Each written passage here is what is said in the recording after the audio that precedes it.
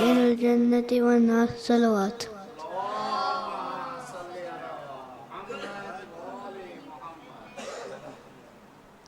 بسم الله الرحمن الرحيم. اللهم كل وليك الحجة ابن الحسن صلواتك عليه وعلى آبائه في هذه الساعة وفي كل ساعة وليا وحافظا وقائدا وناصرا ودليلا وعينا حتى تسكن وارزقا توا وتمتع فيها طويلا صلوات.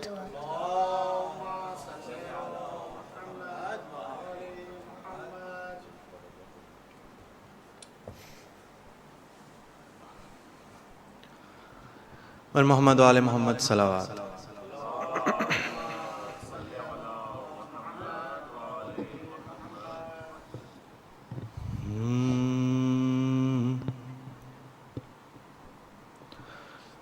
لا الہ تو پڑھ لیا اب لے مزہ تاثیر کا، لا الہ تو پڑھ لیا اب لے مزہ تاثیر کا، لا الہ کی تہ کے نیچے خون ہے شبیر کا، لا الہ کی تہ کے نیچے خون ہے شبیر کا،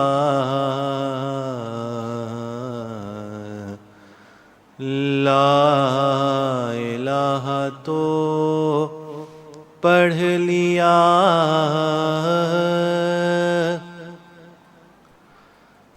لا الہ کے پڑھنے والو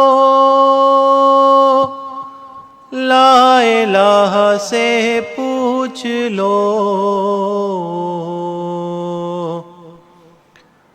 لا الہ کے پڑھنے والو لا الہ سے پوچھ لو،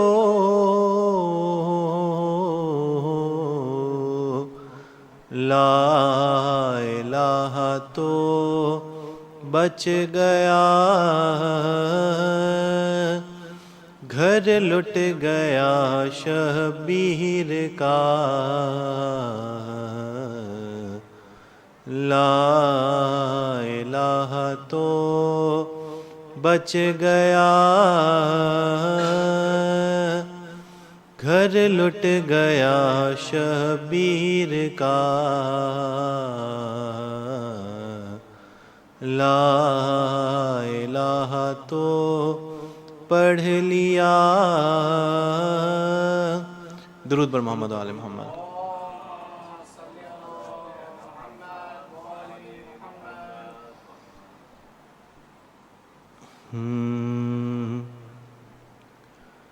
خدا نے بھیجا ہے جس پر سلام زینب ہے، جہاں میں درد کی پہلی امام زینب ہے، خدا نے بھیجا ہے۔ علی کی بیٹی کا احسان ہے قیامت تک، علی کی بیٹی کا احسان ہے قیامت تک، حسینیت کی بقائے دوام زینب ہے، خدا نے بھیجا ہے۔ درود بر محمد و آل محمد۔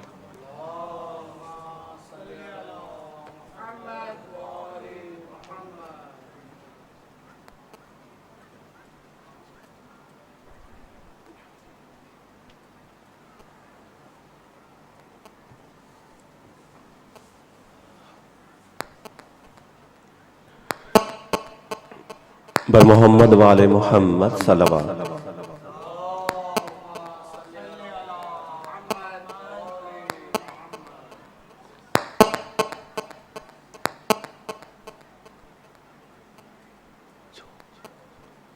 بار دیگر صلوات۔ ہما صلی علی محمد و آل محمد۔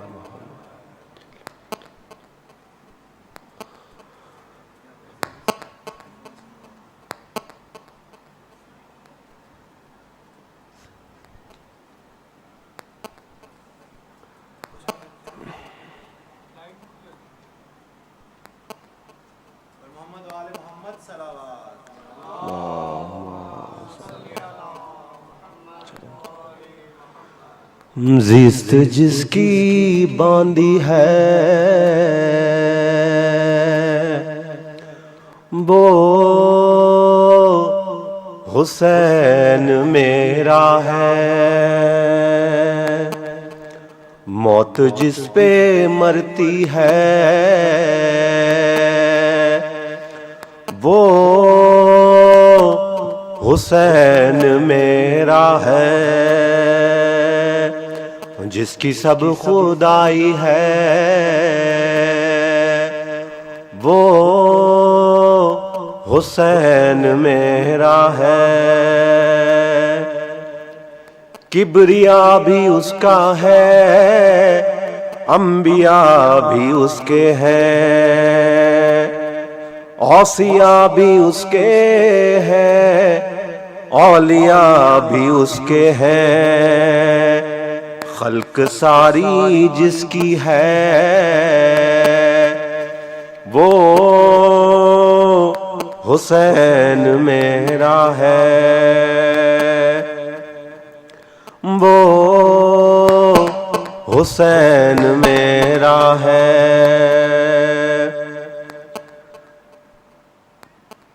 ایسی نانی کس کی ہے، ایسا کس کا نانا ہے، اکا سکا کون و مکان ایک عرب کی ملکہ ہے،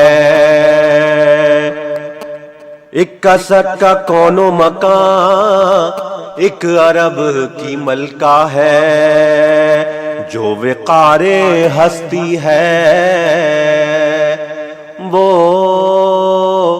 حسین میرا ہے، دادی جس کی بنت اسد اور جد ابو طالب، ماں ہے فاطمہ زہرا، باپ کا لقب غالب، جو عروج نسلی ہے وہ حسین میرا ہے، وہ حسین میرا ہے، جس کے واسطے ناقا بن گئے ہوں خود سرور، جس کے واسطے ناقا بن گئے ہوں خود سرور، طول دے دیں سجدے کو حکم رب سے پیغمبر، جو خدا کی مرضی ہے وہ حسین میرا ہے، جس کے در پہ آئے ملک اپنی جھولیاں پھیلائے، جس کے در پہ آئے ملک اپنی جھولیاں پھیلائے، جس کے در سے فطرس بھی آ کے بالوں پر لے جائے، رضوان جس کا درزی ہے وہ حسین میرا ہے، وہ حسین میرا ہے، 7 بیٹے راہب کو بخشے اپنی طفلی میں، ایک حبیب ہی کو کیا دین کو ضعیفی میں، جس نے زندگی دی ہے وہ حسین میرا ہے، 7 بیٹے راہب کو بخشے اپنی طفلی میں، ایک حبیب ہی کو کیا دین کو ضعیفی میں، جس نے زندگی دی ہے وہ حسین میرا ہے، کچھ نہیں یہاں تفریق رنگ و نسل و مذہب کی، ایک سب کا مسلک ہے، ایک قومیت سب کی، بزم یہ حسینی ہے وہ حسین میرا ہے، دیا ماں سر مقتل جس نے دشمن جاں کو، سرفراز جس نے کیا سر کٹا کے یزداں کو، دین جس سے باقی ہے وہ حسین میرا ہے، سبط جعفر ایک شاعر سوز خان آل نبی، تجھ کو عزت و شہرت پنجتن کے در سے ملی، جس کا فیض جاری ہے وہ حسین میرا ہے، بر محمد وآل محمد صلوات۔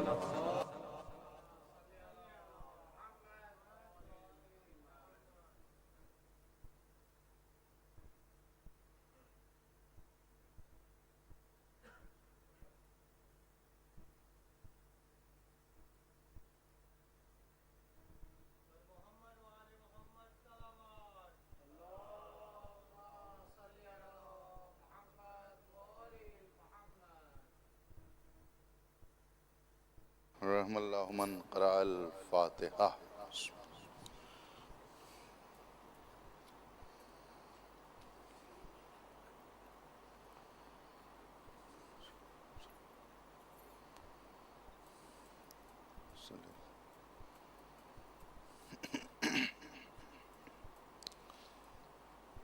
لا حول ولا قوة إلا بالله العلي العظيم أعوذ بالله من الشيطان اللعين الرجيم بسم الله الرحمن الرحيم الحمد لله الذي هدانا لهذا وما كنا لنهتدي لولا أن هدانا الله لقد جاءت رسل ربنا بالحق والصلاة والسلام على النبي الأمي القرشي الهاشمي أبي القاسم محمد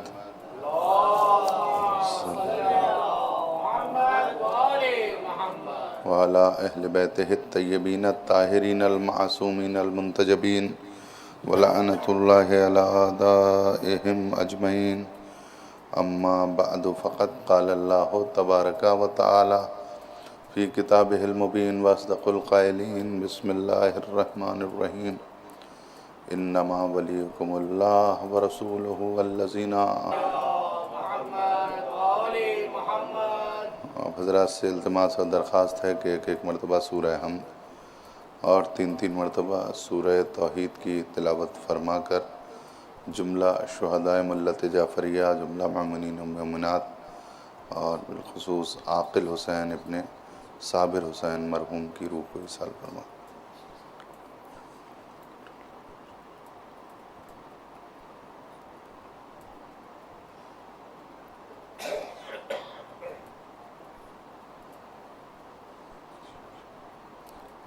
ایک صلوات ارشاد فرمائیں۔ اعلان کر رہی ہے کہ دیکھو انما ولیکم اللہ ورسولہ والذین آمنوا الذین یقیمون الصلاۃ ویؤتون الزکاۃ وہم راکعون۔ اللہ ولی ہے، رسول ولی ہے، اور وہ ولی ہیں کہ جو حالت رکوع میں زکوٰۃ دیتے ہیں، نمازوں کو قائم کرتے ہیں۔ یہ بالکل صاف اعلان ہے، اور ولایت کے معنی سرپرستی کے ہیں، ولایت کے معنی نظام کے ہیں، ولایت کے معنی اختیار کے ہیں۔ اب اور ہماری منزل مقصود کیا ہے؟ ہمیں یہ کائنات جسم کیوں عطا کی گئی ہے؟ ان آنکھوں سے کیوں نوازا گیا ہے؟ یہ ہاتھ کیوں عطا کیے گئے ہیں؟ یہ پیر کیوں عطا کیے گئے ہیں؟ انسان اگر اپنے نفس کو پہچان لیا، وہ خود بخود اپنے رب کو پہچان لے گا۔ تو انسان اگر چاہے تو اپنے وجود ہی کے ذریعے سے، کربلا ایک ایسا مرکز ہے کہ جہاں انسانی قدروں کو محفوظ رکھنے کا سلیقہ سکھایا گیا ہے، جہاں بتایا گیا ہے کہ انسانی قدروں کا تحفظ کیسے کیا جاتا ہے۔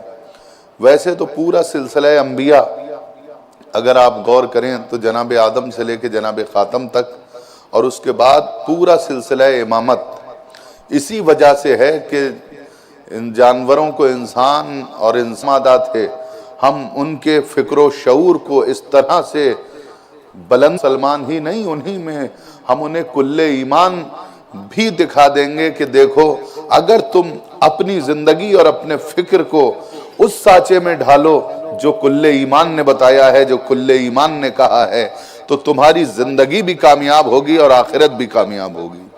اسی وجہ سے ایک انگریز مفکر نے اور ایک مدبر نے کہا تھا امام علی کی زندگی کو دیکھنے کے بعد کہ علی اس بلند ترین ذات کا نام ہے، اس اہم ترین کا ذات کا نام ہے، اگر ان کے قریب تلوار یا زہر نہ آئے، اگر تلوار کے ذریعے سے انہیں شہید نہ کیا جاتا یا زہر کے ذریعے سے انہیں شہید نہ کیا جاتا تو علی کی زندگی، ظاہری زندگی بھی ختم ہونے والی نہیں تھی، کیونکہ ان کے ہاں اتنا ڈسپلن تھا، اتنا سسٹمیٹک تھی ان کی لائف، انہیں معلوم تھا کہ کون سی چیز کھانا ہے، کون سی چیز نہیں کھانا ہے۔ بہت توجہ چاہتا ہوں، جو علی مسافروں کے لیے اور مہمانوں کے لیے نظام غذائیات کا اہتمام کرتے تھے، انہی کو ہم نے دیکھا کہ وہ مسجد میں بیٹھے ہوئے ہیں اور نمک کے ذریعے سے روٹی تناول فرما رہے ہیں۔ بہت توجہ، یہ اس طرح کے مظاہرے ان کی زندگی میں دیکھنے کو ملے،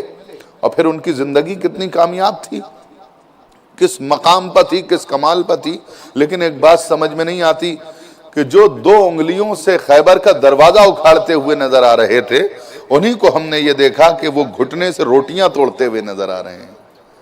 मस्जिद में बैठे हैं तो जौ की रोटियां घुटने से तोड़ी जा रही हैं, मैदान जंग में हैं तो 2 उंगलियों से दरे खैबर उखाड़ा जा रहा है। शख्सियत एक ही है, हाथ एक हैं, जिंदगी एक है, वजूद एक है, तमाम बातें एक हैं, लेकिन यहां दूसरा किरदार नजर आ रहा है, वहां दूसरा किरदार नजर आ रहा है। तो जब मौला से पूछा गया मौला आखिर इसकी वजह क्या है, तो इमाम ने खुद इरशाद फरमाया, वो जो मैं मस्जिद में बैठ के रोटियां तोड़ रहा हूं वो मेरी अपनी जाती ताकत है, और वो जो मैं दरे खैबर उखाड़ रहा हूं वो अल्लाह की दी हुई ताकत से उखाड़ रहा हूं। सलावात भेजने मोहम्मद वाले मोहम्मद।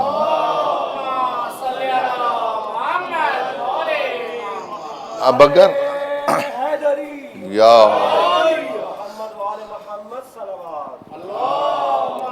सल्ले अला मोहम्मद, अब लोग ये कहें ये कैसे हो सकता है, ये तजल्ली कैसे कि एक तरफ ये किरदार, दूसरी तरफ वो किरदार, एक तरफ शुजाअत का ये मुजाहिरा, दूसरी तरफ उस तरह का मुजाहिरा, तो ये हमारी समझ में नहीं आता। हमने कहा मोजिजा नाम ही उस चीज का है जिसको माना जाता है, समझा नहीं जाता। बहुत तवज्जो जाता, जिसको समझा जाए वो मोजिजा नहीं हुआ करता है, वो जादू हो जाया करता है। और अली नबुव्वत के मोजिजों में से एक मोजिजे का नाम है। बड़े बड़े आलमे इस्लाम के मुअर्रिखीन ने लिखा है कि अली नबी के मोजिजों में से एक मोजिजे का नाम है। अब अगर कोई शक्ल कमर को देखे और न माने तो उसे अबू लहब कहा जाता है।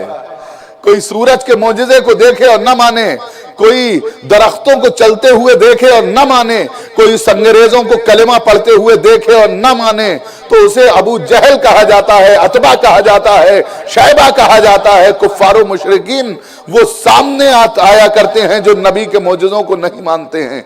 तो जो सूरज पलटने के मोजिजे को न माने वो अबू लहब, जो शक्कुल कमर को न माने वो अबू जहल, और जो अली के नबी के हाथों पर अली को देखे और अली को न माने उसको क्या कहेंगे।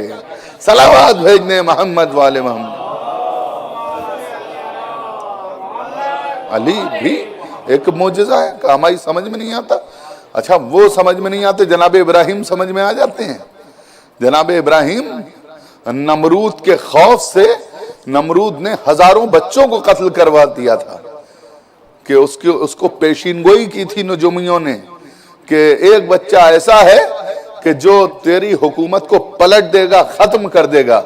लिहाजा मां ने मोहब्बत में जनाब इब्राहिम को, मुझे नहीं मालूम कितना सिन था, कितने बड़े थे, कितनी उम्र थी, कितना कद था, लेकिन मुअर्रिखीन ने ये लिखा, मुफस्सिरीन ने ये लिखा, अब ये कुरानी वाकया है, इसको तो मानना ही पड़ेगा कि जनाब इब्राहिम चंद घंटों के थे या चंद दिन के, उन्हें एक गार के अंदर उनकी मां ने छुपा दिया, और छुपाने के बाद गार के दहाने पर एक बड़ा सा पत्थर रख दिया कि कोई उसको हटाने ना पाए, किसी को महसूस ना हो कि इसके अंदर कोई बच्चा है।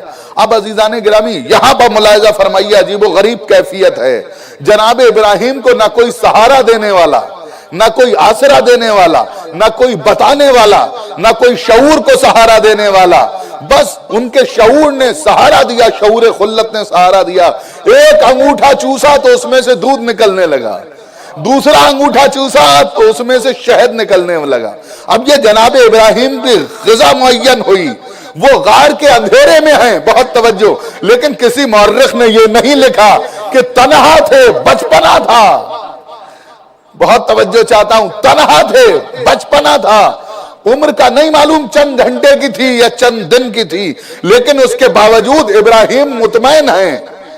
जहां खाने की जरूरत होती है तो अंगूठा चूसने लगते हैं, दूसरा अंगूठा चूसने लगते हैं। इब्राहिम ना रोते हुए नजर आ रहे हैं, ना बेचैनी नजर आ रही है। किसी मुअर्रिख ने नहीं लिखा कि इब्राहिम बेचैन थे, किसी ने नहीं लिखा कि इब्राहिम रोए, किसी ने नहीं लिखा कि इब्राहिम ने गिरिया किया, बल्कि इब्राहिम इत्मीनान के साथ, खामोशी के साथ गार के अंदर रहे। तो अजीजों, जहां मारिफत तौहीद होती है वहां बचपना भी होता है, तो तन्हाई में खामोश रहा जाता है, रोया नहीं जाता। जहां मारिफत नहीं होती वहां बुढ़ापे में भी लोग नबी के साथ रोते हुए नजर आते हैं। सलावात भेजने मोहम्मद वाले मोहम्मद। ये अपनी अपनी मारिफत की बात है। اب جناب ابراہیم کا کمال محسوس کیجئے، مجھے بس ایک منزل تک لے کے آنا ہے۔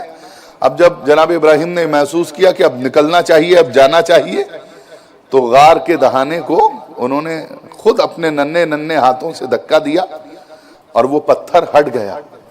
بچپنا ہے جناب ابراہیم کا، امامت کا بچپنا ہے، تو امام اگر اپنے بچپنے میں غار کا ایک وزنی ترین پتھر ہٹا دے تو سب مان لیتے ہیں، سب تسلیم کر لیتے ہیں، کسی کو کچھ نہیں نظر آتا۔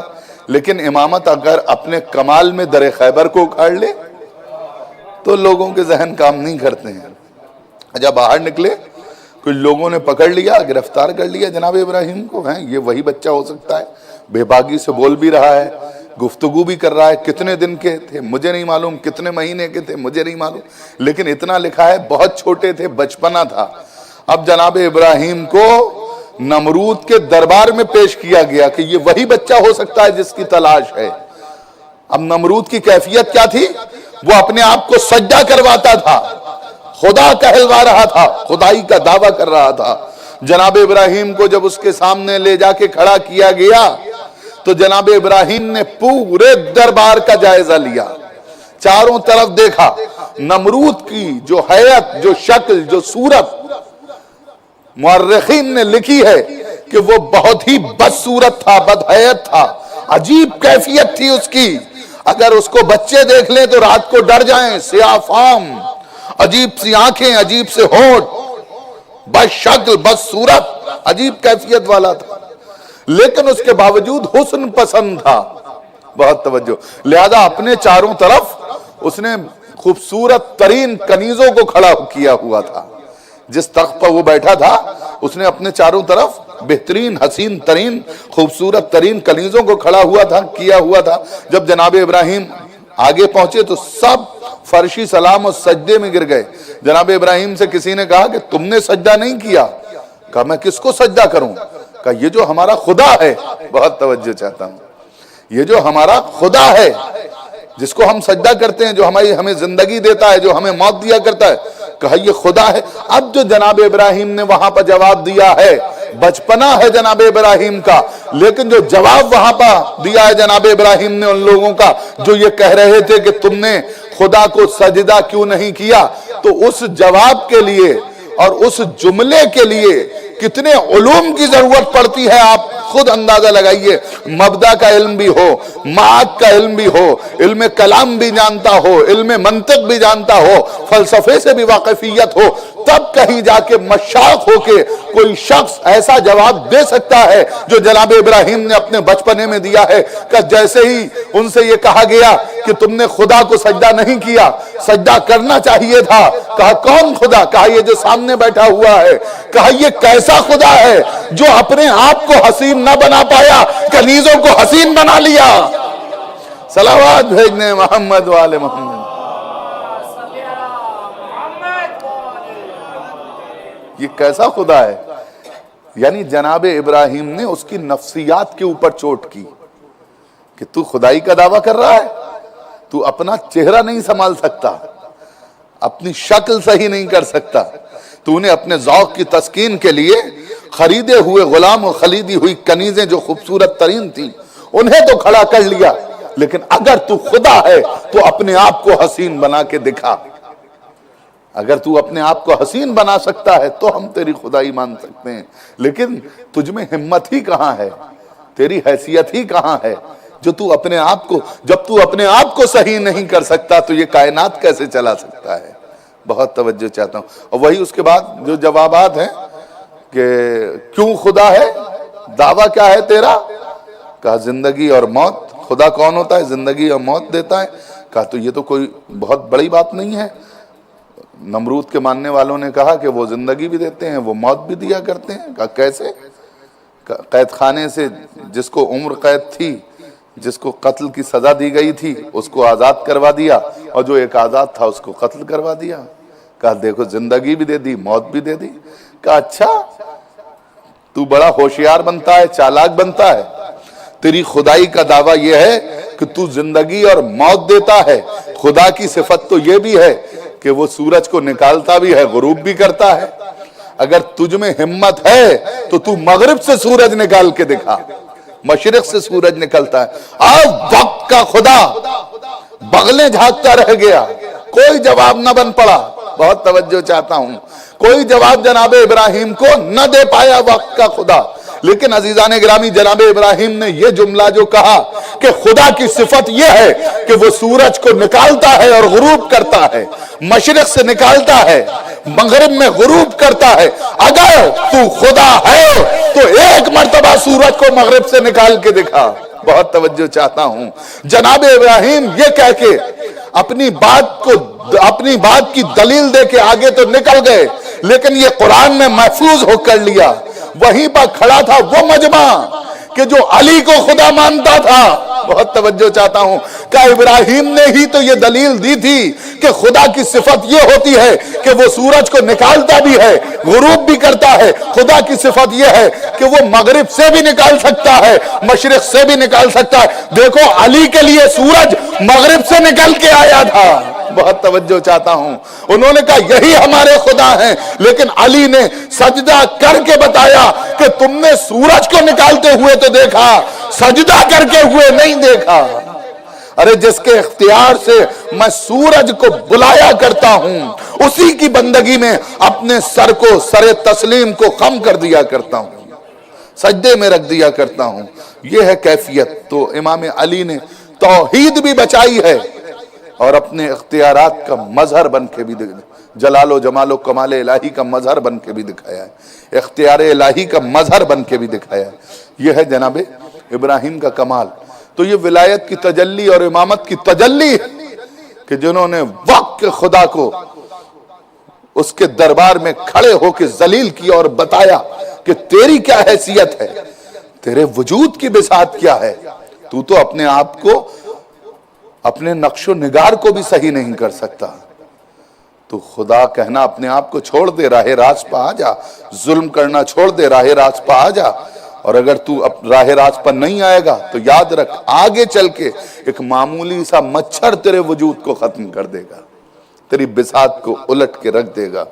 تو عزیزوں یہ جو سلسلہ ہے طاغوت کے سامنے، وقت کے خدا کے سامنے، یا اس دور کے حساب سے کہوں کہ سپر پاور کے سامنے بغیر جھکے، اس کی خدائی کا اعلان کیے بغیر لا الہ الا اللہ کی تفسیر بن جانا، یعنی کوئی خدا نہیں ہے، کوئی طاقت نہیں ہے سوائے وحدہ لا شریک کے۔ بہت توجہ، جب مصلی عبادت پر کھڑے ہو کے ہم اللہ اکبر کہہ ہی دیتے ہیں، اللہ اکبر سب سے بڑا ہے، اس کے علاوہ کوئی بڑا نہیں ہے، تو کسی کے آگے جھکنے کا کیا سوال پیدا ہوتا ہے؟ یہ اس دور سے چلا آ رہا ہے، اور ہر دور میں، ہر عہد میں، ہر زمانے میں خاصان خدا نے اختیار الہی کا مظہر اور بندگی میں کمال پیدا کر کے دشمن طاقتوں کی آنکھوں میں آنکھیں ڈال کے انہیں جواب دے کے اور منہ توڑ جواب دے کے بتایا کہ اللہ والے چاہے وہ دقیانوس کا دور ہو اس کے سامنے بھی نہیں جھکتے ہیں، نمرود کا دور ہو اس کے سامنے بھی نہیں جھکتے ہیں، فرعون کا دور ہو اس کے سامنے بھی نہیں جھکتے ہیں۔ اور یہ سلسلہ جب آگے بڑھے گا تو یہی سرکار سید الشہداء امام حسین علیہ السلام نے بھی کربلا کے میدان میں واضح کیا۔ اب آئیے، میں نے کل آپ کے سامنے جناب زینب کا ذکر کیا تھا، تحریک جناب زینب کا، آج اس کو تھوڑا سا اور آگے بڑھاؤں۔ یہ جناب زینب کا کارنامہ تھا کہ پوری دنیا میں انہوں نے کس خوبصورتی کے ساتھ اپنی تحریک کو آگے بڑھایا کہ واقع کربلا کے چند مہینے کے اندر پوری دنیا میں پیغام کربلا پہنچ چکا تھا۔ بہت کم وقت لگا، کسی ایک اس عہد میں، اس زمانے میں بھی کسی واقعے کو صحیح طرح سے دنیا کے کونے کونے میں پہنچنے میں ٹائم اور وقت درکار ہوتا ہے، لیکن جناب زینب نے ایسی حکمت عملی بنائی تھی۔ مثلا جب قید خانے سے چھوٹ کے گئی ہیں، کل میں نے آپ کے سامنے عرض کیا تھا، تو انہوں نے کہا سجاد بیٹا ہم نئے راستے سے جائیں گے، اور نئے راستے سے جانے کا مقصد یہ ہے تاکہ جن لوگوں کو ابھی مظلومیت حسین کے بارے میں علم نہیں ہوا ہے انہیں بھی پتہ چل جائے۔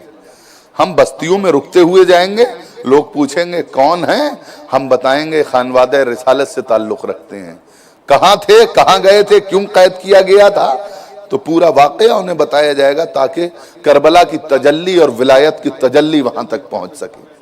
یہ جناب زینب کا مقصد تھا. اب تھوڑا سا اپنے ذہنوں کو میرے قریب لائیے. دیکھیے جناب زینب اور سید سجاد ان دو شخصیتوں کے اوپر ذمہ داری تھی اور ان دونوں نے شام میں ایک ایک خطبہ دیا ہے. ایک خطبہ جناب زینب نے دیا, ایک خطبہ سید سجاد نے دیا. اب دونوں خطبوں کا ذرا جلال ملاحظہ فرمائیں, کمال ملاحظہ فرمائیں. دیکھیے دونوں کی تربیت ایک ہی جگہ ہوئی ہے, دونوں معصوم, دونوں خانوادہ عصمت سے تعلق رکھنے والے, دونوں کی تربیت معصوموں نے کی ہے, دونوں اس گھرانے میں پروان چڑھے ہیں جہاں اٹھنا بیٹھنا چلنا پھرنا قرآن بن جایا کرتا ہو. امام سجاد امام بھی ہیں, جناب زینب عالمہ غیر معلمہ ہیں. بہت توجہ چاہتا ہوں. لیکن جناب زینب نے جو خطبہ دیا ہے اس کا عنوان اور ہے, سید سجاد نے جو خطبہ دیا ہے اس کا مفہوم اور اس کا عنوان اور ہے. جو سید سجاد نے خطبہ دیا اس کا عنوان ہے تولا, جو جناب زینب نے خطبہ دیا اس کا عنوان ہے تبرہ. ایک نے تولا کو مرکز بنایا, ایک نے تبرہ کو مرکز بنایا. سید سجاد نے تولا کا ذکر کیا, جناب زینب نے تبرہ کا ذکر کیا. وہاں تبرہ کیا ہے. بہت توجہ چاہتا ہوں. لفظوں کو بدل کے یوں کہوں کہ سیریا میں, شام میں دو مجلسیں معصوم زبانوں سے ہوئی ہیں. بہت توجہ. ایک معصوم نے تولا کر کے دکھائی, ایک نے تبرہ کر کے دکھائی اور دنیا کو بتا دیا کہ مجلسوں کا مضمون تولا بھی ہوتا ہے, تبرہ بھی ہوا کرتا ہے. بہت توجہ. لیکن اب تھوڑا سوء تفاہم نہ ہو. تولا و تبرہ کا مطلب کیا ہے؟ بھئی تولا کہتے ہیں فضائل اہل بیت, ذکر اہل بیت, ذکر اہل بیت اطہار علیہ السلام. تبرہ کہتے ہیں ان سے برات کرنے کو, ان پر لعنت بھیجنے کو. بہت توجہ چاہتا ہوں. لیکن اب یہاں پر جو امام سجاد نے تولا کی ہے, فضائل بیان کیے ہیں, اس کا مقصد کیا ہے؟ جو جناب زینب نے تبرہ کی ہے اس کا مقصد کیا ہے؟ تولا کرنے کا مقصد سید سجاد کا یہ تھا کہ جو فضائل ہیں وہ دنیا تک پہنچ جائیں جنہیں چھپایا گیا ہے. اور جناب زینب کا تبرہ کرنے کا مقصد یہ تھا کہ تبرہ کے ذریعے سے دشمنان اہل بیت کے چہرے پر جو نقاب پڑی ہوئی ہے اسے نوچ کے پھینک دیا جائے. صلوات بھیجنے محمد والے محمد.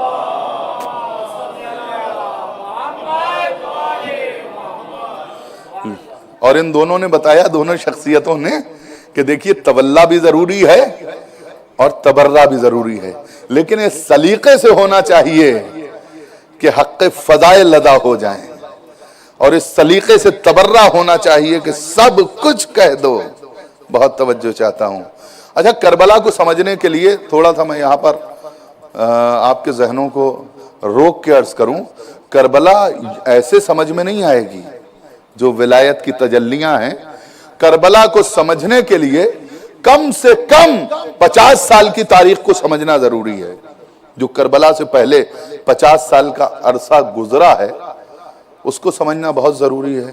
اب آئیے, آپ اسلام کی آمد سے, دعوت ذوالعشیرہ کے بعد سے, اور 11 ہجری تک کا عرصہ لے لیجئے. 11 ہجری تک اسلام کی کیفیت یہ تھی, چلنا پھرنا اٹھنا بیٹھنا, سلیقگی, کھانے کے آداب, اٹھنے کے آداب, بولنے کے آداب, چلنے کے آداب, نماز کا شعور, روزے کا سلیقہ, حج کا سلیقہ, جہاد کا سلیقہ, سب کچھ پیغمبر اعظم نے مسلمانوں کو سکھا دیا تھا اور بتا دیا تھا. اچھا, آپ جملے سننے کے چونکہ عادی ہیں لہذا ایک جملے میں بات کو عرض کروں. 11 ہجری تک اس انداز سے سمجھیے, 11 ہجری تک اسلام سیدہ کے آنگن میں پروان چڑھ رہا تھا. بہت توجہ چاہتا ہوں. یا اور تھوڑا سا اور آگے لے جا کے عرض کروں, 11 ہجری تک اسلام جو سفر کر رہا تھا وہ حسنین علیہ السلام کی انگلیاں پکڑ کے آگے بڑھ رہا تھا, اور ردائے عصمت کا سایہ اس کے سر کے اوپر تھا. یہ تھی اسلام کی کیفیت. لیکن اب 11 ہجری کے بعد, سن 11 ہجری کے بعد جب بانی اسلام کی وفات ہوئی, پیغمبر کا وصال ہوا, اس دنیا سے دوسری دنیا میں تشریف لے گئے, تو اب اسلام میں دو نظریے ہو گئے. ایک حکومت والا نظریہ, اور ایک عصمت والا نظریہ. اب دونوں نظریے آگے چلنے لگے, اور جب دو نظریے آگے بڑھے تو ایک نظریہ جو حکومت والا تھا, انہوں نے تخت حکومت پر قبضہ کر لیا. جس انداز سے بھی کیا ہو وہ سب آپ کے سامنے ہے. اور جو عصمت والا نظریہ تھا, ولایت والا نظریہ تھا, جہاں ولایت کی تجلیاں تھیں, جو نظام ولایت کے پاسدار تھے, وہ خاموشی سے گھر کے اندر گوشہ نشین ہو کے بیٹھ گئے. بہت توجہ. اب دونوں نظریے اپنے کام کرتے رہے. ایک قرآن و اخلاقیات پر کام کرتا رہا, دوسرا سرحدوں کو آگے بڑھاتا رہا. بہت توجہ چاہتا ہوں. ایک نے زمینوں پر قبضہ کیا, ایک نے ضمیروں پر قبضہ کیا. بہت توجہ.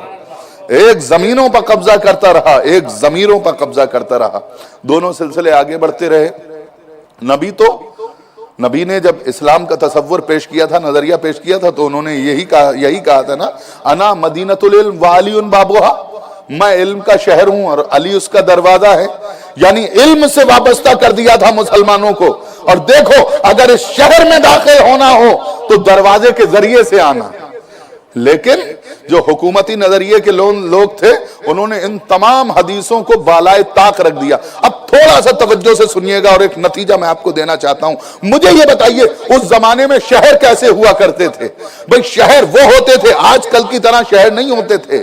اس زمانے میں شہروں کا تصور یہ ہوتا تھا, چھوٹی چھوٹی آبادیاں ہوتی تھیں, چاروں طرف دیواریں ہوتی تھیں, باؤنڈری وال ہوا کرتی تھی, ایک دروازہ ہوتا تھا. بہت توجہ. اچھا, لوگ شہروں میں آتے کیوں تھے؟ گاؤں سے, دیہاتوں سے, قصبوں سے, قبیلوں سے, جو شہروں کی طرف آیا کرتے تھے, یا تجارت کرنے کے لیے یا سامان خریدنے کے لیے. اگر کسی کو کپڑے کی ضرورت ہو تو آئے گا, نظام غذائیات کی ضرورت ہو تو آئے گا, کسی اور چیز کی ضرورت ہو تو آئے گا. گاؤں سے اور قبیلوں سے لوگ اس وجہ سے شہر میں آیا کرتے تھے کہ جو ضروریات زندگی تھی ان کو حاصل کر لیں. نبی نے مثال دی, انا مدینۃ العلم وعلی بابوہا, میں علم کا شہر ہوں, علی اس کے دروازہ ہیں. شہر اس کو کہتے ہیں جہاں مارکیٹ ہو, شہر اس کو کہتے ہیں جہاں ضروریات زندگی کا سامان مل جائے, شہر اس کو کہتے ہیں جہاں دکانیں لگی ہوئی ہوں, شہر اس کو کہتے ہیں وہاں ضرورت کے جس سامان کی ضرورت ہو وہ سامان مل جائے. نبی نے کہا انا مدینۃ العلم, میں علم کا شہر ہوں, علی اس کا دروازہ ہے. اگر تمہیں اسلام کے دامن میں پناہ لینا ہے, آنا ہے, اسلام کے شہر میں آنا ہے, تو دروازے سے آنا. دروازہ ہے علی, اور یہ وہ شہر ہے جہاں علم کی دکان بھی کھلی ہوئی ہے, جہاں تقوی کی دکان بھی کھلی ہوئی ہے, جہاں خلت کی دکان بھی کھلی ہوئی ہے, جہاں غیبت کی دکان بھی کھلی ہوئی ہے. ایک شہر ہے, 14 دکانیں ہیں. صلوات بھیج دے محمد والے محمد.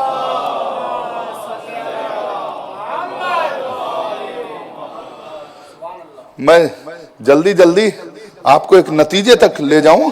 اچھا, اب سوال یہ پیدا ہوتا ہے کہ جو ضمیروں پر قبضے کر رہے تھے, جو کردار سازی کر رہے تھے, وہ خاموش کیوں رہے؟ علی کو مطالبہ کرنا چاہیے تھا, مطالبہ حق, تلوار نکال لینا چاہیے تھی, تلوار اٹھا لینا چاہیے تھی.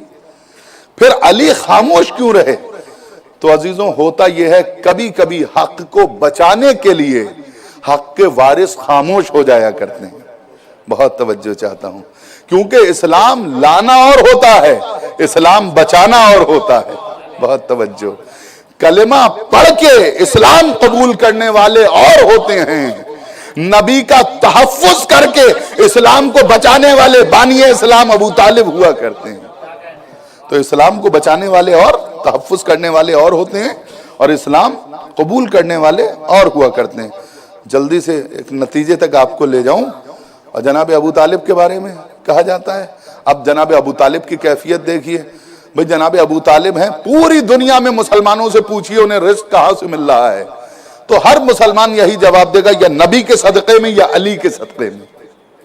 جو علی کے ماننے والے ہیں وہ کہیں گے علی کے صدقے میں. عام طور سے مسلمان کہیں گے کہ ہم نبی کے صدقہ کھا رہے ہیں, نبی کے صدقے میں ہمیں رزق مل رہا ہے, ورنہ رزق ہمیں کیوں ملے, یہ تو نبی کا صدقہ ہے, یہ تو علی کا صدقہ ہے.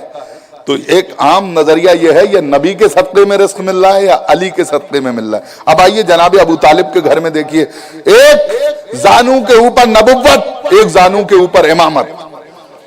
اور جناب ابو طالب کی محبت کا انداز یہ ہے، ایک لقمہ توڑتے ہیں نبوت کے دہن میں رکھتے ہیں، ایک لقمہ توڑتے ہیں امامت کے دہن میں رکھتے ہیں۔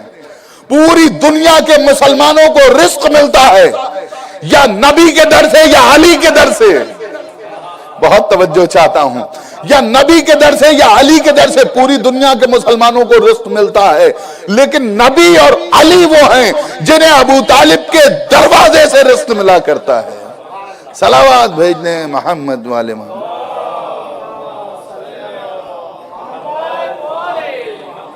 اب یہ مسئلہ بھی جلدی سے کہ علی کو تلوار اٹھا لینا چاہیے تھا، علی نے تلوار کیوں نہیں اٹھائی؟ اپنا حق حاصل کرنا چاہیے تھا۔ علی خاموش رہے۔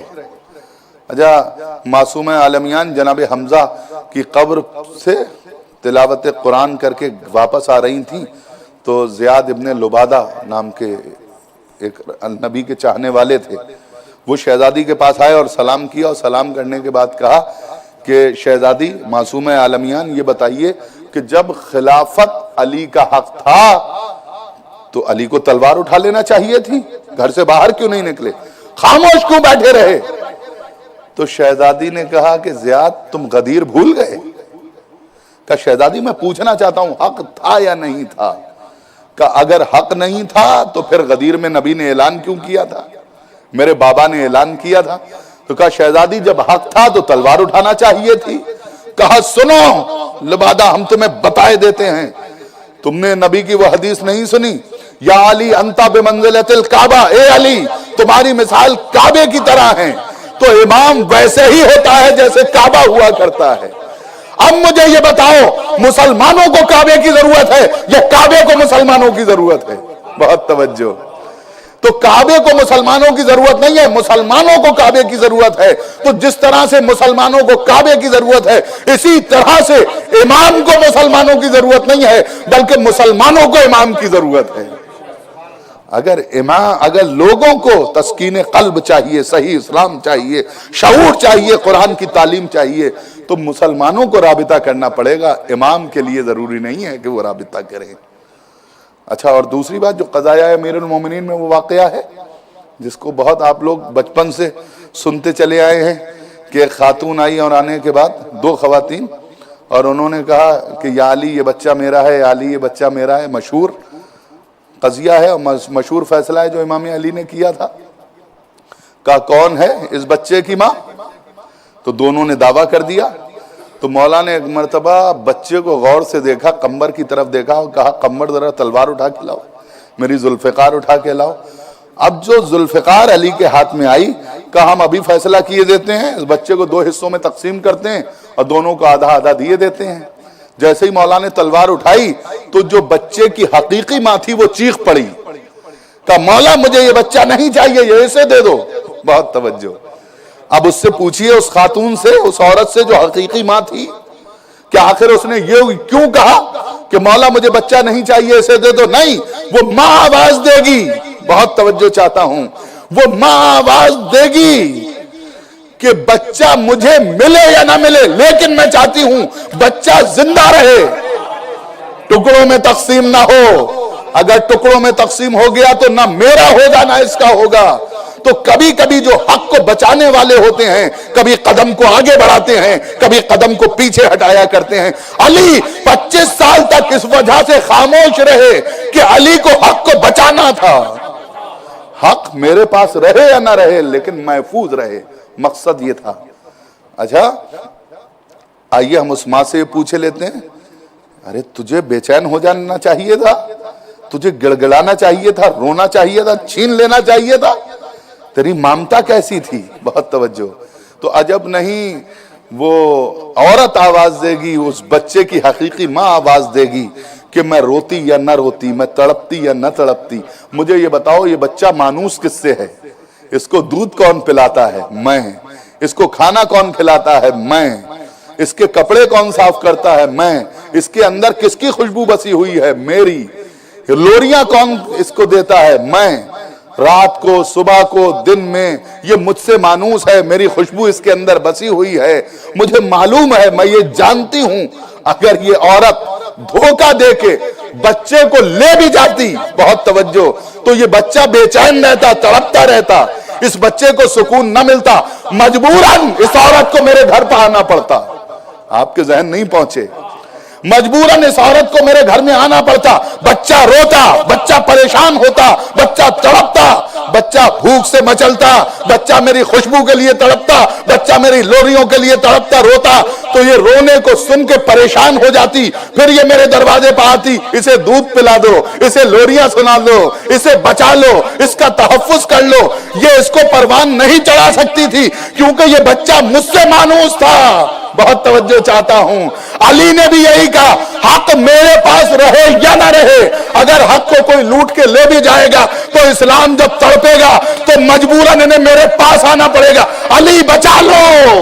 बहुत तवज्जो। अब पूछो मौर्रिखीन से, क्या कहा इब्ने हजर मक्की ने, क्या कहा दूसरे मौर्रिखीन ने। एक दो मर्तबा नहीं, 70 मर्तबा लोगों को कहना पड़ा, अगर अली ना होते तो मैं हलाक हो जाता। सलावत भेज दें।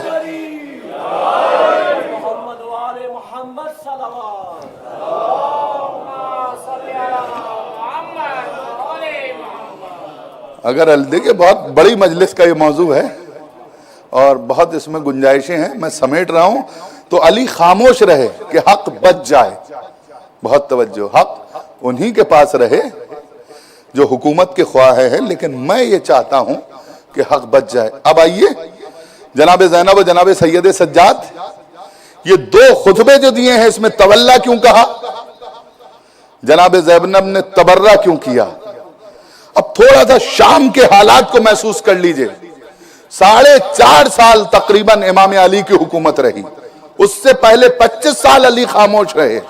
4.5 साल के बाद जब इमाम हसन अलैहिस्सलाम के पास हुकूमत आई, जाहिरी सुलहों के जरिए से फिर छीन ली गई, इमाम हसन फिर खामोश हो गए। और उसके बाद जो ये तकरीबन 10 साल का अरसा है, 11 साल का अरसा, इस 10-11 साल के अरसे में, बल्कि 20 साल के अरसे में जो प्रोपेगेंडा मशीनरी ने काम किया है वो बड़े कमाल का था।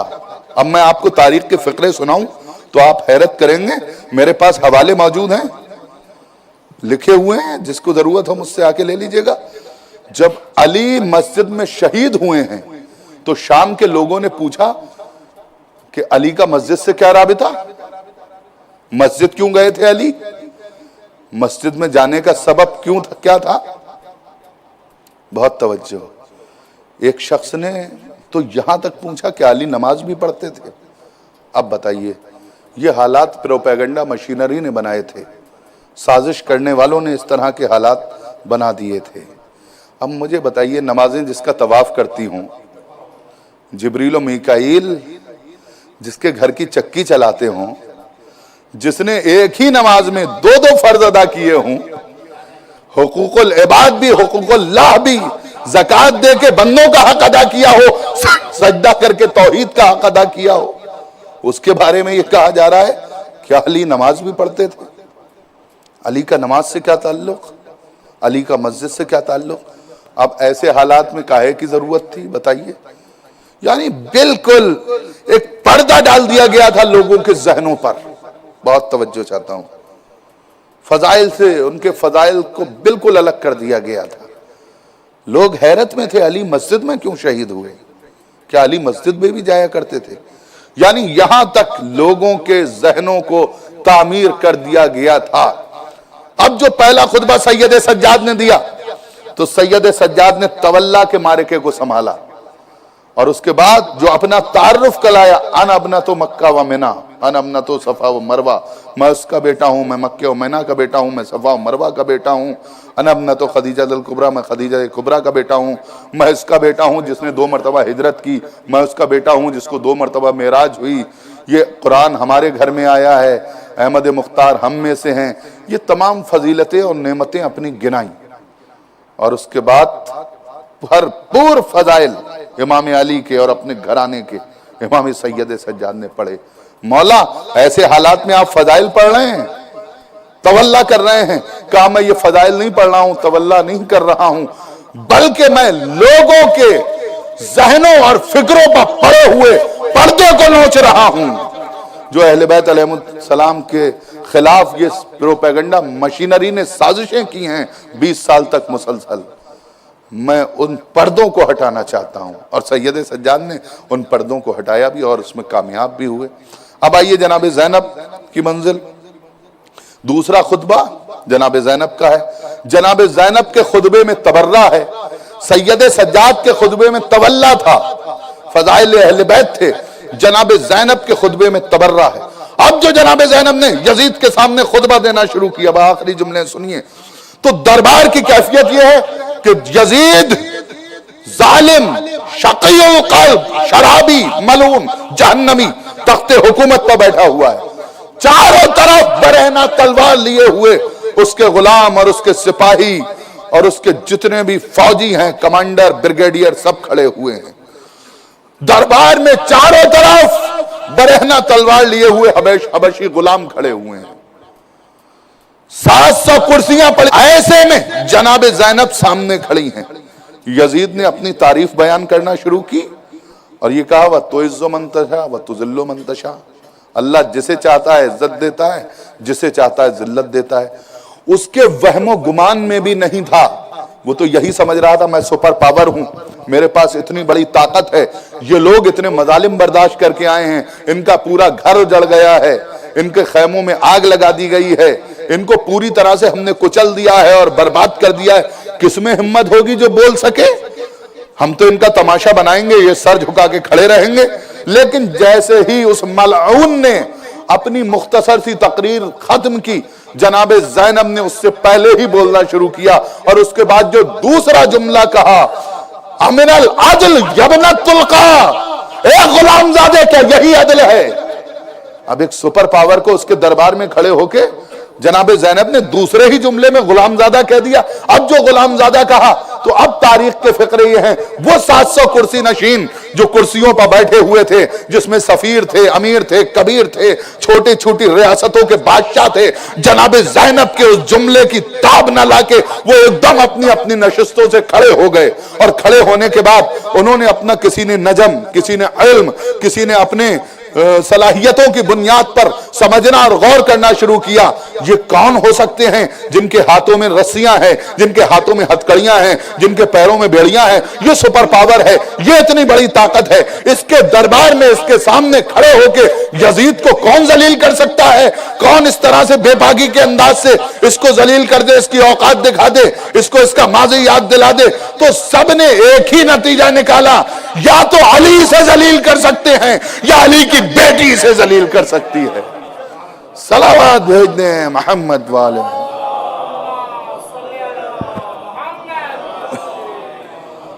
ये हो ना हो, ये अली की बेटी है। जनाब ज़ैनब ने यजीद के दरबार में खड़े होकर उसको उसकी औकात बता दी कि तेरी ये औकात है। और उसके बाद वो लंबा खुतबा है जिसमें तबर्रा है, उसे उसकी हैसियत बताई है, उसकी औकात बताई है। तो अजीजों, ये जनाब ज़ैनब का कारनामा था। और उसके बाद बहुत तवज्जो चाहता हूं, मैं छोड़ रहा हूं तमाम तफसीलात। जनाब ज़ैनब ने जो रिहाई के बाद कहा है कि हमें 3 दिन के लिए घर चाहिए, घर खाली करवाओ, घर खाली करवा दिया। यजीद ने घर खाली करवाया। इसका मकसद क्या था? कल भी मैंने आपके सामने अर्ज किया था। उसका मकसद भी यही था कि यजीद, तू अपनी कामयाबी का ऐलान करना चाहता है, देख हम तेरे ही महल में, तेरी ही हुकूमत में, तेरी ही बादशाहत के दौरान अपने भैया की अज़ादारी करके बताएंगे, तू नहीं जीता है, हम जीते हैं। मस्जिदों से अल्लाह अकबर की सदाएं भी बुलंद होंगी और रज़ा खानों से या हुसैना वाह हुसैना की आवाजें बुलंद। और हम ऐसी बुनियाद डाल देंगे जो सिलसिला क़यामत तक जारी और सारी रहेगा। बाज़ीज़ों, जनाब ज़ैनब ने तो तकरीर की, जनाब ज़ैनब ने तो खुतबा दिया, लेकिन वक्त का नमरूद, वक्त का फ़िरऔन, वक्त का बादशाह तागूत तख्ते हुकूमत पे बैठ के बेचैन हो गया, तड़प गया। उसने कहा, है मेरे ही सामने मुझे जलील कर दिया जाए। फौरन उसने हुक्म दिया जल्लाद को बुलाया जाए और हुसैन की इस बहन को कत्ल कर दिया जाए। जल्लाद आगे बढ़ा और आगे बढ़ने के बाद उसने चमकती हुई तलवार निकाली ताकि जनाब ज़ैनब को कत्ल कर दे, खत्म कर दे। लेकिन अब यहां पर जनाब फिज़्ज़ा ने अपना किरदार पेश किया है। फिज़्ज़ा जो जनाब ज़ैनब के पीछे खड़ी हुई थी, बराबर में खड़ी थी, हर जगह साथ साथ रहती थी, اب یہاں پر اچانک فضہ نکل کے آئیں، اور نکل کے آنے کے بعد اب جناب فضہ نے یہاں خطبہ دیا ہے۔ جناب زینب کی موجودگی میں کبھی فضہ نہیں بولتی تھی، لیکن یہاں جب حق پر بولنے کی ضرورت تھی تو یہاں پر ان کے گھرانے کی قزیز نے بھی بولنا شروع کیا۔ فضہ پیچھے سے نکل کے آئیں اور آنے کے بعد جناب زینب کے سامنے کھڑی ہوئیں، اور سامنے کھڑے ہونے کے بعد وہ حبشی غلام جو چاروں طرف دربار میں تلواریں لیے ہوئے کھڑے تھے، ان کی طرف دیکھ کے خطاب کرنا شروع کیا، اور یہاں پر جناب فضہ نے ایک جملہ کہا، اس کے بعد جناب زینب کا دل بھی بھرایا۔ جناب فضہ کہتی ہیں، اے حبش کے غلاموں، تمہیں کیا ہو گیا ہے؟ تمہاری سمجھ میں نہیں آتا؟ ارے تم مجھے نہیں پہچان رہے ہو، میں تمہارے بادشاہ کی شہزادی فضہ ہوں، تمہاری حکومت کی شہزادی فضہ ہوں، تمہاری غیرتوں کو کیا ہو گیا ہے؟ تمہارے سامنے یزید اس طرح کا حکم دے۔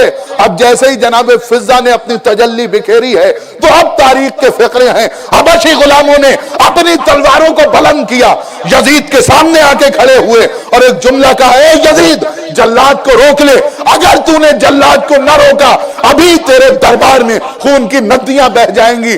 یہاں پر یزید کو جلاد کو روکنا پڑا۔ جناب زینب نے یہ منظر دیکھا، دل بھر آیا، مدینے کا رخ کیا اور ایک جملہ کہا، نانا ذرا انصاف تو کرو، فضہ کے باندھنے والے نکل آئے لیکن آپ کی بیٹیاں کیسے دیار بدیار کوفے اور شام کے بازاروں میں بے ردا پھرائی جا رہی ہیں۔ اے نانا، منادی ندا دے رہا ہے کہ دیکھو یہ زینب ہیں، یہ ام کلثوم ہیں، یہ باغیوں کے گھرانوں کی خواتین ہیں، جس کو ذلیل کرنا ہو کر لے۔ نانا یہ وقت آ گیا ہے، نانا ایک کلیس کے چاہنے والے تو نکل آئے لیکن آپ کی بیٹی زینب کوئی چاہنے والا کوئی ماننے والا نہیں۔ انا للہ وَإِنَّا إِلَيْهِ رَاجِعُونَ رضا بقضائه وتسلیما لأمره سيعلم الذين ظلموا أيّ منقلب ينقلبون۔ پروردگار اس عبادت کو قبول فرما لے، پروردگار ذکر حسین میں نکلنے والے آنسوؤں کو رومال سیدہ میں جگہ عنایت فرما، نوجوانان حسینی کا تحفظ فرما، مقامات مقدسہ کی حفاظت فرما، جو نوجوان مقامات مقدسہ کی حفاظت کے لیے معمور ہیں ان کی جان مال عزت آبرو کی حفاظت فرما، جو مقروض ہیں انہیں قرض سے سبکدوش فرما، جو بے اولاد ہیں انہیں اولاد نرینہ عطا فرما۔ میرے مالک بزرگوں میں جذبہ حبیب ابن مظاہر عطا فرما، نوجوانوں کو جذبہ علی اکبر سے سرشار فرما۔ تو رحیم ہے، رحم فرما دے، مجلسوں کو عزاداروں سے بھر دے، مسجدوں کو نمازیوں سے پر کر دے، منتقم خون حسین کو جلد بھیج، ہمیں ان کے اعمال میں شریک فرما۔ آخر میں پھر آپ حضرات سے التماس اور درخواست ہے کہ ایک سورہ فاتحہ عاقل حسین مرحوم ابن صابر حسین مرحوم کے لیے ایصال فرما دیں۔ کربلا جانا ہے، کربلا جانا ہے، ہم حسینی ہیں زمانے کو یہ بتلانا ہے، کربلا جانا ہے، کربلا جانا ہے، جا کے بس گرد شہیداں میں ہے کرنا ماتم، سن لو مومن کا یہاں جینا اور مرنا ماتم، خون کے پرسے سے دنیا کو یہ سمجھانا ہے، کربلا جانا ہے، کربلا جانا ہے، ہم حسینی ہیں زمانے کو یہ بتلانا ہے، کربلا جانا ہے، کربلا جانا ہے، ہم حسینی ہیں زمانے کو یہ بتلانا ہے، کربلا جانا ہے، کربلا جانا ہے، نینوا نام تھا جس کا وہ اب معلا ہے، اس لیے ذکر حسین آج ذکر اللہ ہے، کیسی کیسی شبیر کی جنت ہے یہ بتلانا ہے، کربلا جانا ہے، کربلا جانا ہے۔ ہم حسینی ہیں زمانے کو یہ بتلانا ہے، کربلا جانا ہے، کربلا جانا ہے۔ ہم حسینی ہیں زمانے کو یہ بتلانا ہے، کربلا جانا ہے، کربلا جانا ہے۔ نینوا نام تھا جس کا وہ اب معلا ہے، اس لیے ذکر حسین آج ذکر اللہ ہے۔ کیسی شبیر کی جنت ہے یہ بتلانا ہے، کربلا جانا ہے، کربلا جانا ہے۔ ہم حسینی ہیں زمانے کو یہ بتلانا ہے، کربلا جانا ہے، کربلا جانا ہے۔ ہم حسینی ہیں زمانے کو یہ بتلانا ہے، کربلا جانا ہے، کربلا جانا ہے۔ مقصد زینب و سجاد کو برلانا ہے، کربلا جانا ہے، کربلا جانا ہے۔ مقصد زینب و سجاد کو برلانا ہے، کربلا جانا ہے، کربلا جانا ہے۔ ہم حسینی ہیں زمانے کو یہ بتلانا ہے، کربلا جانا ہے، کربلا جانا ہے۔ اے حسین ابن علی ہم تیرا دم بھرتے ہیں، جو کما کرتے ہیں زنجیر زنی کرتے ہیں۔ ہم گناہگاروں خطا کاروں کا نذرانہ ہے، کربلا جانا ہے، کربلا جانا ہے۔ ہم حسینی ہیں زمانے کو یہ بتلانا ہے، کربلا جانا ہے، کربلا جانا ہے۔ ہم حسینی ہیں زمانے کو یہ بتلانا ہے، کربلا جانا ہے، کربلا جانا ہے۔ اے حسین ابن علی ہم تیرا دم بھرتے ہیں، جو کما کرتے ہیں زنجیر زنی کرتے ہیں۔ ہم گناہگاروں خطا کاروں کا نذرانہ ہے، کربلا جانا ہے، کربلا جانا ہے۔ ہم حسینی ہیں زمانے کو یہ بتلانا ہے، کربلا جانا ہے، کربلا جانا ہے۔ ہم حسینی ہیں زمانے کو یہ بتلانا ہے، کربلا جانا ہے، کربلا جانا ہے۔ سامرا گویا کہ مشہد ہو سب پناہے ہیں، جو مستقیم خدا کہتا یہ وہ راہے ہیں۔ ہو نجف شام کے کربل ہو شفا خانہ ہے، کربلا جانا ہے، کربلا جانا ہے۔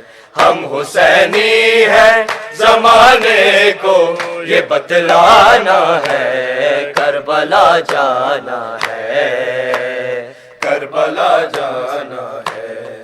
ہم حسینی ہیں زمانے کو یہ بتلانا ہے، کربلا جانا ہے، کربلا جانا ہے۔ سامرا کو یا کہ مشہد ہو سب پناہے ہیں،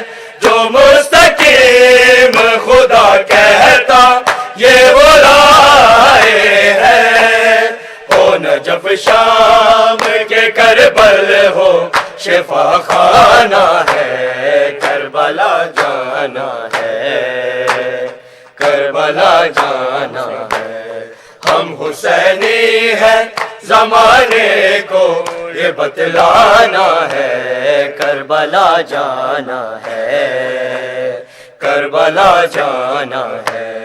ہم حسینی ہیں زمانے کو یہ بتلانا ہے، کربلا جانا ہے، کربلا جانا ہے۔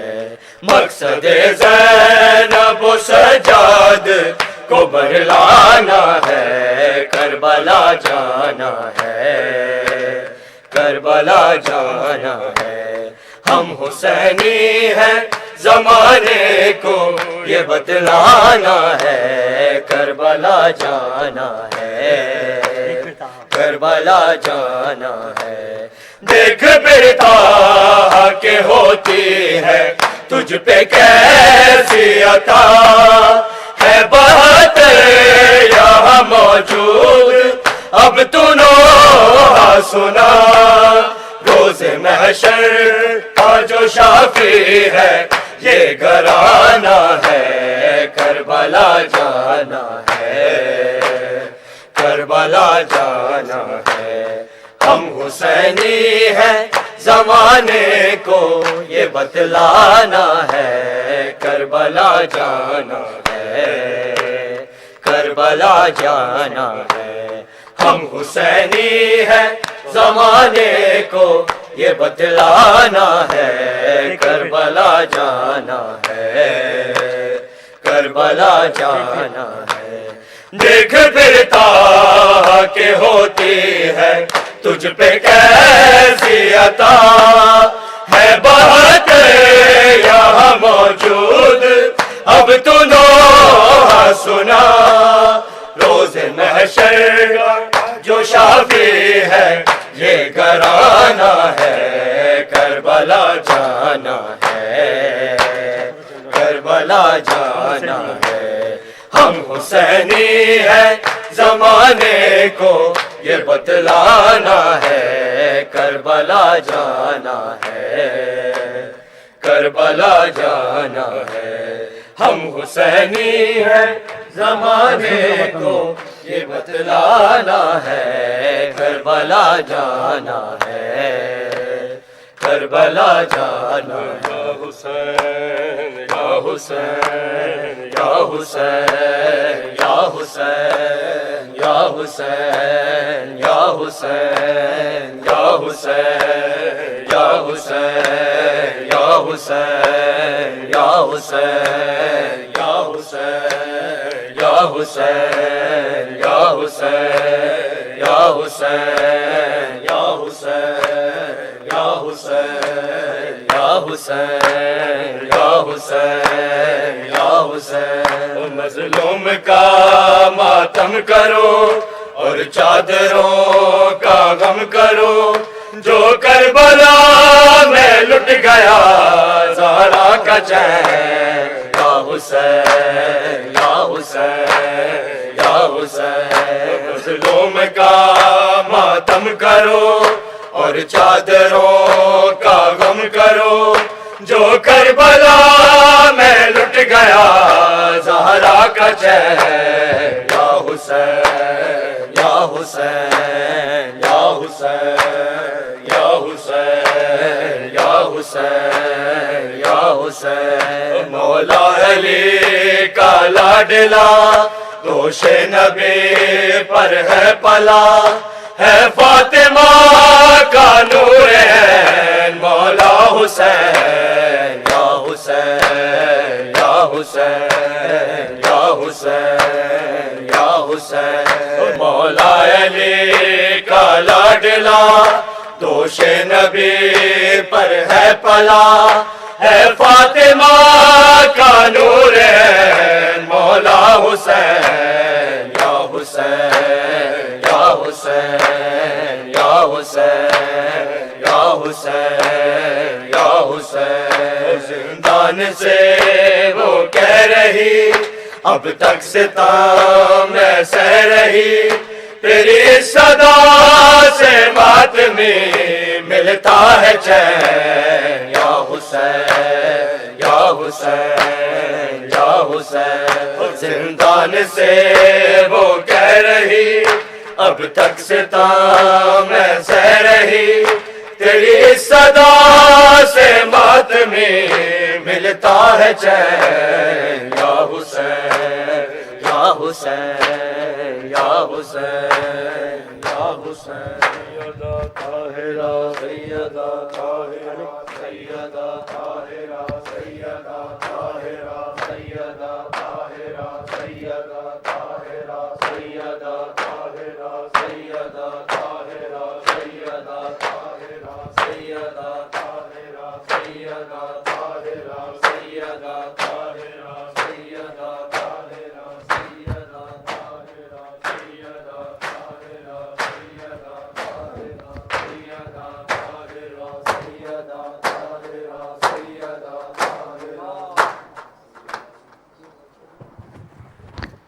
السلام علیک یا ابا عبداللہ، السلام علیک یا ابن رسول اللہ، السلام علیک یا ابا عبداللہ وعلی الارواح التي حلت بفنائک، علیک منی سلام اللہ ابدا ما بقیت وبقی اللیل والنہار ولا جعلہ اللہ آخر العہد منی لزیارتکم۔ السلام علی الحسین وعلی علی بن الحسین وعلی اولاد الحسین وعلى أصحاب الحسين۔ السلام عليك يا حضرت أبو الفضل العباس ابن أمير المؤمنين ورحمة الله وبركاته۔ السلام عليك يا غريب الغرباء، السلام عليك يا معين الضعفاء والفقراء، السلام عليك يا شمس الشموس، السلام عليك يا أنيس النفوس أيها المدفون بأرض توس، السلام عليك يا سلطان العرب والعجم يا أبا الحسن يا علي بن موسى الرضا الراضي بالقدر والقضاء، سيدي رزقنا الله في الدنيا زيارتكم وفي الآخرة شفاعتكم، والسلام عليكم ورحمة الله وبركاته۔ السلام عليك يا مولانا يا صاحب العصر والزمان، الأمان الأمان الأمان، السلام عليك يا شريك القرآن، السلام عليك يا إمام الإنس والجان، السلام عليك يا مظهر الإيمان، السلام عليك يا إمام زماننا هذا، سيدي أجل الله تعالى فرجك وسهل الله تعالى مخرجك وظهورك ورحمة الله وبركاته۔ بسم اللہ الرحمن الرحیم، اللہم کل ولیک الحجت ابن الحسن صلواتک علیہ وعلی آبائہ فی ہذہ الساعة وفی کل ساعة ولیا وحافظا وقائدا وناصرا ودلیلا وعینا حتى تسكنه أرضك طوعا وتمتعه فيها طويلا۔ بر محمد وآل محمد صلوات۔ اللہ